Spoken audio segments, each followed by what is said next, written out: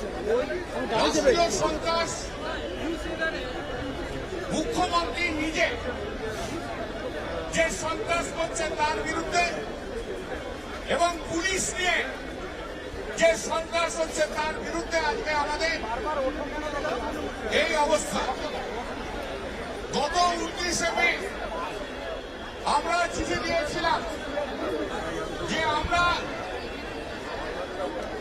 আজকের তারিখে 2 তারিখে রাসমণি রোডে আমরা অবস্থান করব এবং আমাদের বিক্ষোভ কর্মসূচি দেখাবো। গতকাল পর্যন্ত কলকাতা পুলিশ তার একটা উত্তর দেয়নি। রাত্রি 12:30টার সময় কলকাতা পুলিশ মেলে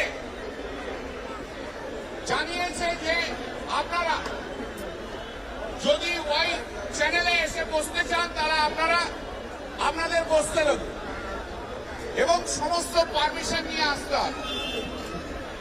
আমরা সকালবেলায় সেটা দেখি রাত্রি 12:30টায় কিছু ক্রিমিনাল আর কিছু জন্তু জানোয়ার জেগে থাকে, আদারওয়াইজ ভদ্রলোকরা সব ঘুমোয়।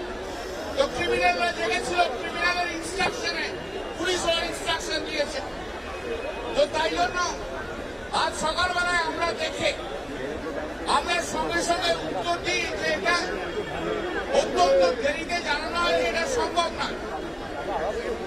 এটা যদি আমাদের গতকাল সকালবেলাও জানিয়ে দিত, আমরা এখানে একটা মঞ্চ তৈরি করতে পারতাম, আমরা মাইক লাগাতে পারতাম, আমরা আমাদের বক্তব্য রাখতে পারতাম।